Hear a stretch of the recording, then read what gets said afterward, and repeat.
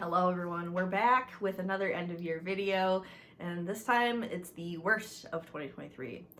Now, I don't want to dwell too long on the worst. 2023 was a little rough for me, and so I kind of want to say my piece, post this video, and kind of move on with my life. So we're only going to talk about the 10 worst books that I read this year, from least bad to worst. And we're just going to talk about it quickly, and then we can move on and we can focus on reading 5-star reads in 2024. The first book we're talking about is a classic called The Castle of Otranto. I have a vlog where I'm reading this book, and I was really in a gothic horror mood, and I picked this one up because it's like the grandfather, one of the first gothic novels ever, and it was fine. Like, it was a 2.5 star read for me, so like it wasn't terrible, but it just, the first half was so good, and then the second half was so boring. And there's also some misogyny, you know, lots of misogyny thrown in as well, and so for that reason I was just like, is this a must read in the classic arsenal, in the classic repertoire? I don't think so. Ooh, here's a juicy one. The Undertaking of Heart and Mercy is number 9. This is a 2-star read. This just was a fantasy romance that really didn't work for me. I just remember, I remember almost nothing about this book, which goes a lot to show you exactly how I feel about it. But also I'm remembering now that I'm thinking about it, this book, it was really imbalanced between the romance and the outside of the romance plotline, which the pacing of those two things did not mesh well for me and just made me not want to root for these characters overall. So this is on the list. Some people really love this, and it's just one that's not for me. The Oathbound by Mercedes Lackey. I've already talked about how I've broken up with Mercedes Lackey as an author, and this is where things went real south for me with her. This book is a collection of short stories. Don't let this novel fool you.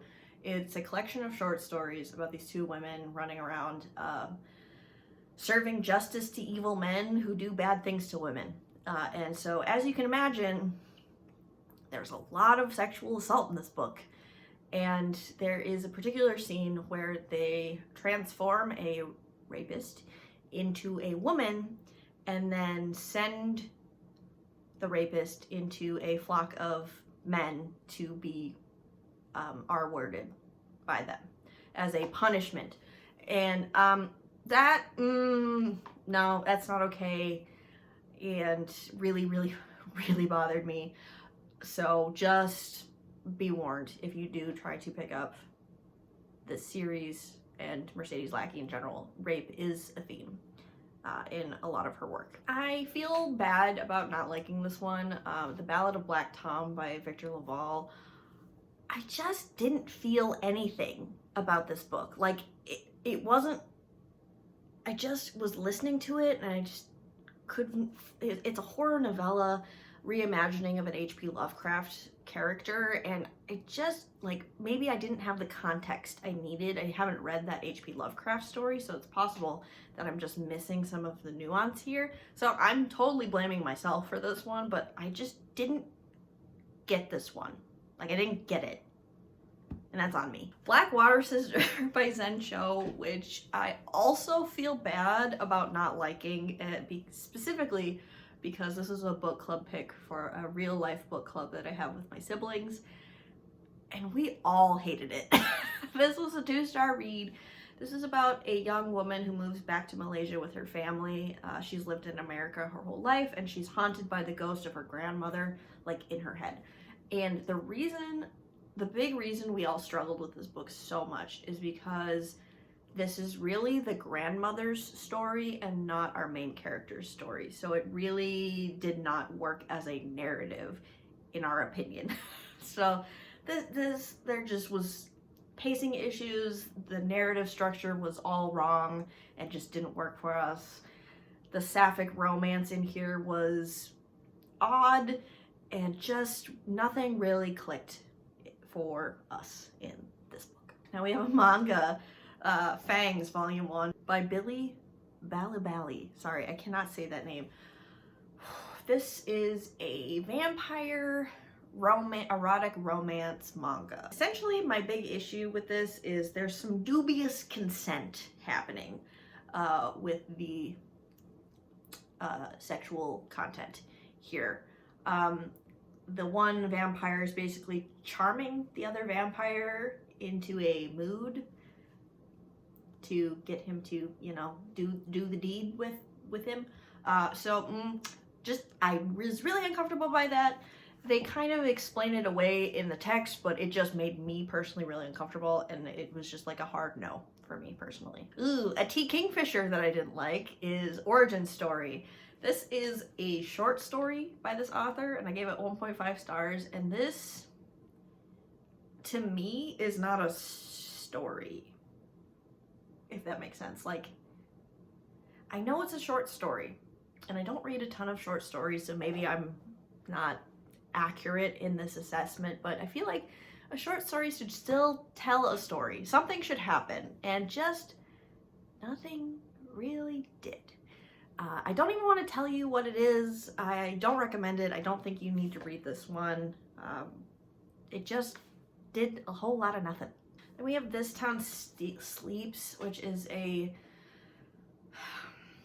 slow-paced fiction thriller, an indigenous work, and I again feel terrible for not liking this one, but this is, I think this book would have succeeded if it had focused on one main character.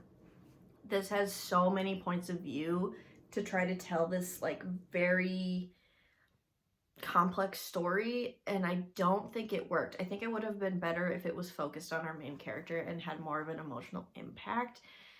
But it just got bogged down with all of the points of view, and because of that, it was boring. Like, I didn't care about the other characters because we see all of the other characters through our main character's eyes. So we could have gotten the entire story from our main character's perspective anyway, because they're around his town. Yeah.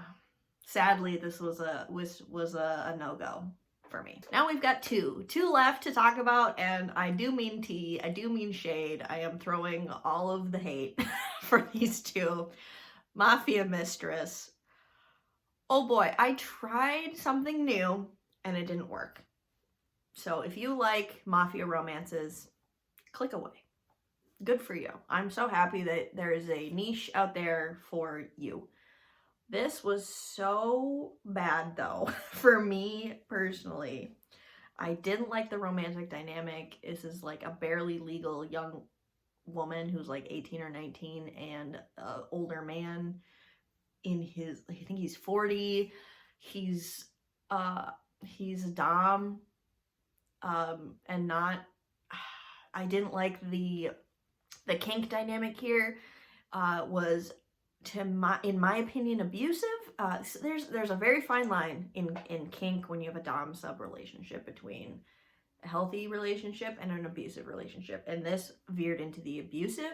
I totally get it as a kink, but I don't like it when it gets abusive, and that's what this was. So I didn't like this. I'm gonna move on, but I really don't recommend this one. And finally, we have House of Leaves, which is maybe controversial, but again, I have a whole vlog up of me reading this one, and you go through all of my emotions. The ups, because there were quite a few ups, and the downs for this one. I thought this was going to be 5 stars, which is why I gave it 1 star, because I was so disappointed in the extra content. The story within a story within a story. So it's a story within a story within a story. The haunted house aspect of this, the house that's bigger on the inside than it is on the outside, was 5 stars. It was so scary. It was so good. It was so well told. And then it just lost me with the framing narratives. The 2 framing narratives we have. It got so bogged down with being smarter than you. It wanted to be smarter than the reader, and that just offended me.